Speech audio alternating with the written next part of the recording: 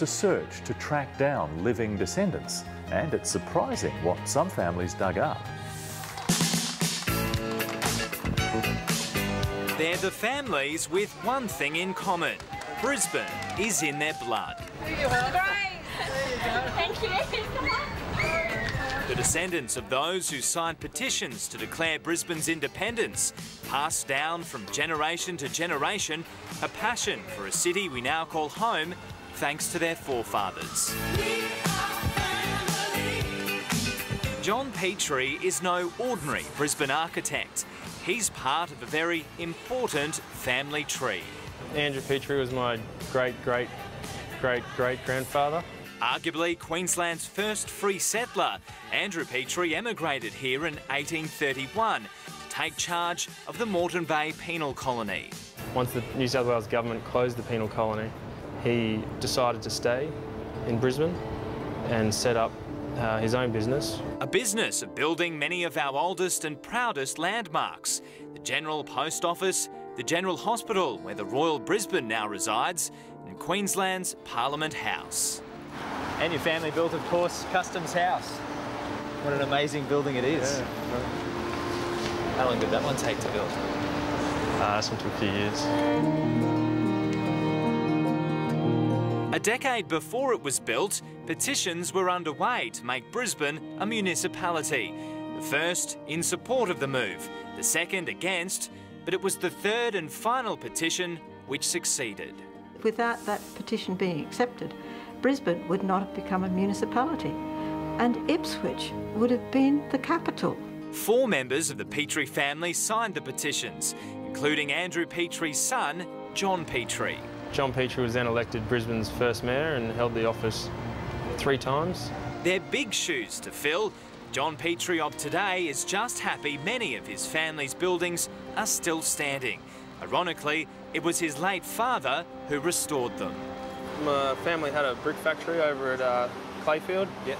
So these bricks were pretty much used in most of the old buildings around town. This is what is holding up half of town. It's hard to imagine now, but back in the 1800s, Brisbane was quite a primitive place. But even still, the Petries had enough foresight to fight for our independence, as did many other families.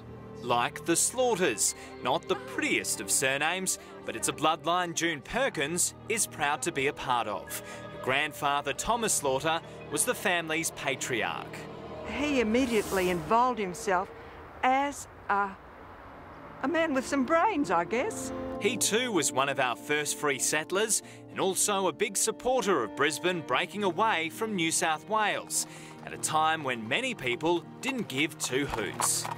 Didn't have the gumption to come forward or didn't care enough, maybe. But he did. But he did, yes.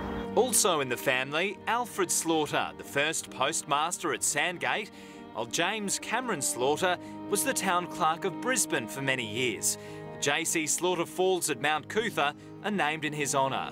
In those days, your electricity bill from the City Council was signed by him. And there was JC Slaughter's name as being the person who sent it out. Personally, of course. Just like the Petries, many members of the Slaughters signed the petition, sometimes many times over. His name features 3 times. It does. A lot of the people in those days couldn't read and write. And so they... Someone else had to sign for them. June was so intrigued by her family tree, she wrote a book about it, tracing her family history. It's a task we're all encouraged to do. Just do it with an open mind. If you don't, you will be shocked, and it makes the soapies pale into insignificance. Anne Swain is from Queensland's Family History Society.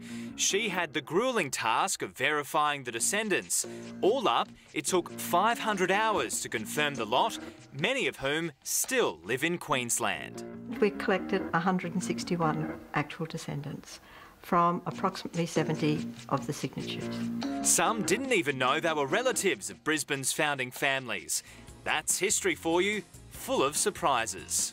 They can have convict ancestry, they can have mayors, they can have murderers, and they can have bigamists.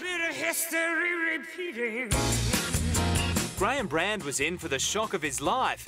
He's a descendant of the infamous Mayne family. My great-great-grandmother was a sister of Patrick Mayne, who was the murderer, I believe, of Brisbane in the early 1800s.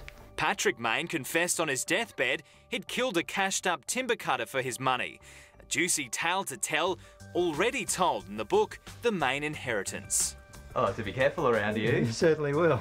On a brighter note, the family's inherited fortune was left to the University of Queensland. Well, they bought some land for them, and the university stands on that land today. Dottie Kemp's another descendant of those closely entwined in Brisbane's history books. William Cairncross, her ancestor, the man responsible for building Colmsley House at East Brisbane. Mary Cairncross Scenic Reserve at Mullaney, named after his daughter, regarded as one of the best vantage points to view the Glasshouse Mountains. They're Brisbane's founding families. We celebrate them and this city 150 years on. It's great to know that way back then they were working towards what we've got today, a beautiful state. I'm very proud of what my family's achieved and the contribution they've made to the city of Brisbane. And you hope to do some yourself? I'm not sure yet. We'll see what's on the cards. So they're the true Brisbaneites, they're the true Queenslanders? Yes, they are. The true banana benders. And if you'd like to find out if you might be related to one of our founding families, then all you have to do is go to the ourbrisbane.com website for a